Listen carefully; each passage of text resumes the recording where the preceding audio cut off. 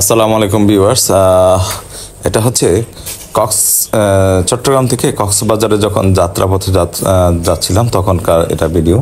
তো আপনারা যারা কক্সবাজার যাবেন, রেলওয়েতে ট্রেনে যাওয়ার যে সিদ্ধান্ত নিয়েছেন বা যারা যাচ্ছেন তাদের জন্য বলতেছি, চট্টগ্রাম থেকে কক্সবাজারের যে পথটা, এই পথটা কিন্তু খুবই একটা সুন্দর এবং সুমধুর একটা পথ। আমি যাত্রাপথে তখন কিন্তু এই ভিডিওটা করি এবং পাশের যে পরিবেশটা, সেই পরিবেশটাই আমি আপনাদেরকে দেখানোর চেষ্টা করি। তো দেখতে পাচ্ছেন আসলে খুব সুন্দর। আমি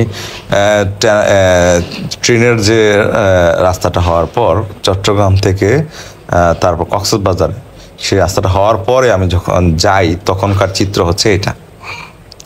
তো আমার কাছে খুবই ভালো লাগছে যে এই যাত্রাপথটা এবং এই ঘুরতে যাওয়াটা, যে এতটা সুন্দর একটা পথ, এবং ইচ্ছা করলে কিন্তু আপনি দিনে দিনে গিয়েও ঘুরে আসতে পারেন। এবং দেখেন কতটা সমুদ্র, এবং চা বাগান যাওয়ার সময় আপনি পাবেন খুব সুন্দর চা বাগানটা, এবং এই চা বাগানে আপনার মনোমুগ্ধকর। আপনি যদি দাঁড়ান দেখছেন গাছটার সিস্টেমটা দেখছেন।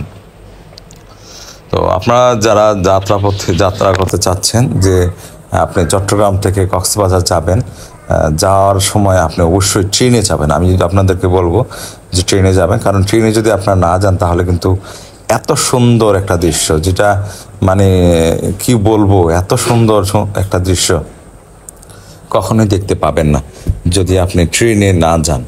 তো আমি যখন সিলেট থেকে চট্টগ্রাম এবং কক্সবাজার এবং পতেঙ্গাতে যাই, আমার এমন একটা অবস্থা হয়েছিল যে ট্রেনের লিমিট আমার ক্রস করেছে। যেমন একটা মাসিক একটা লিমিট থাকে যে আপনি অতবার ট্রেনে একটা ক্রস করতে পারবেন বা টিকিট কিনতে পারবেন আইডি থেকে। তো ওই লিমিট আমার ক্রস হয়ে গিয়েছিল। তো আমি আসলেই দেখে খুব মুগ্ধ হয়েছি যে দেখেন দূরে পাহাড়গুলি। চট্টগ্রাম তো চট্টগ্রামই, তার কোনো তুলনা হয় না। তো চট্টগ্রাম এখানে যদি একটু নাইমা হাঁটা যেত তাহলে আরও ভালো লাগতো। তো ট্রেন তো আর দাঁড় করানো সম্ভব না। দেখেন চা পাতা তুলতেছে এবং একটু হালকা হালকা বৃষ্টি ছিল, বর্ষার মতো ছিল, হালকা হালকা আকাশটা ক্লাউড ছিল। এবং এই এই পথটাতে যদি মোটরসাইকেলে যাওয়া যেত তাহলে আরও ভালো হতো, কারণ পাশে মোটরসাইকেলের মতো যাওয়ার মতো একটা ব্যবস্থা ছিল।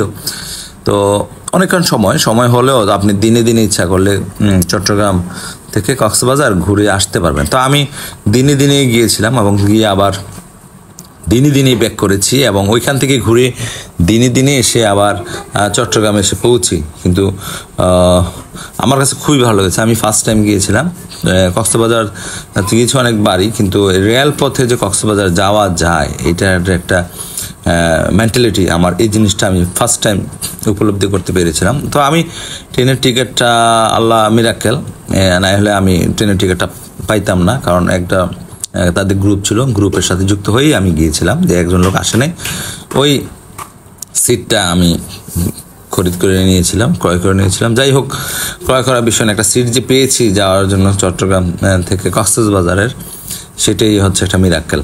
তো আমি মনে করেছিলাম হয়তো আমার স্ট্যান্ড টিকেটেই যেতে হবে, কিন্তু না, আল্লাহ আমাকে বসার একটা সুযোগ করে দিয়েছে।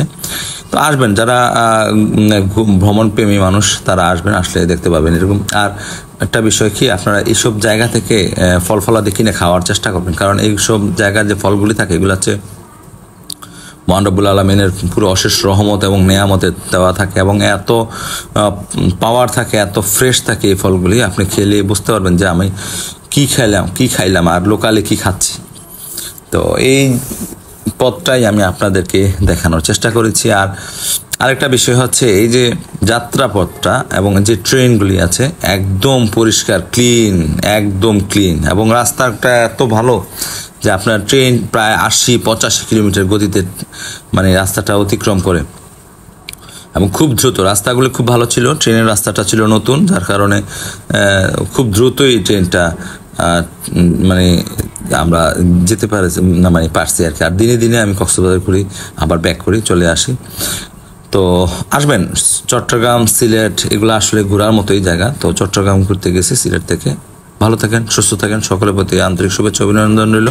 আমার পেজটাকে ফলো করে সাবস্ক্রাইব করে সঙ্গে থাকবেন। আসসালামু আলাইকুম ওয়া রাহমাতুল্লাহ।